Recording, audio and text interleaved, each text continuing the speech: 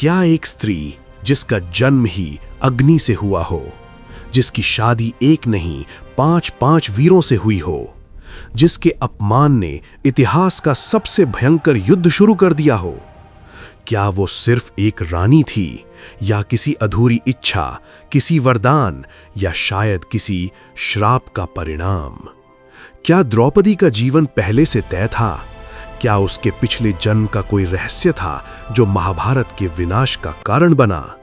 और सबसे बड़ा सवाल, क्या द्रौपदी सच में श्रापित थी या वो खुद एक दिव्य योजना का हिस्सा थी? आज हम खोलेंगे एक ऐसा रहस्य जो महाभारत की सबसे शक्तिशाली स्त्री से जुड़ा है। महाभारत के अनुसार द्रौपदी का जन्म किसी सामान्य तरीके से नहीं हुआ था।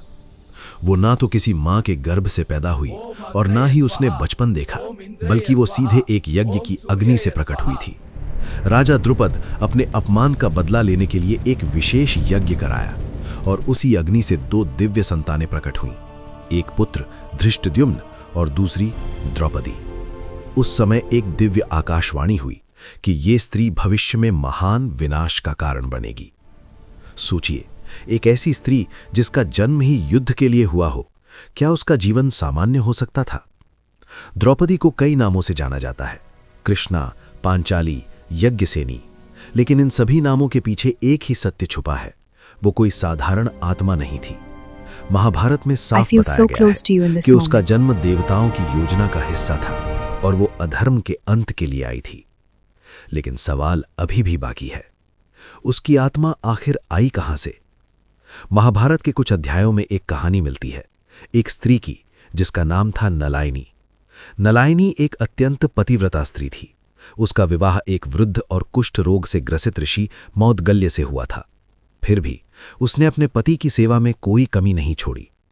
एक दिन जब उसके पति का सड़ा हुआ अंग भोजन में गिर गया, तो भी उसने बिना घृणा के वही भोजन ग्रहण किया। उसकी इस भक्ति से प्रसन्न होकर ऋषि ने उसे वरदान मांगने को कहा, और यहीं से शुरू होती है असली कहानी। नलाइनी ने एक ऐसी इच्छा मांगी जो सामान्य नहीं थी। उसने कहा, मैं अपने पति के साथ हर रूप में, हर आनंद के साथ जीवन जीना चाहती हूं। कहा जाता है कि उसने 5 बार ये इच्छा दोहराई, और यही वो क्षण था जिसने उसके अगले जन्म की दिशा तय कर दी। ऋषि मौदगल्य ने उसे वरदान दिया कि अगले जन्म में उसे 5 पति मिलेंगे। लेकिन क्या ये सिर्फ वरदान था या इसके पीछे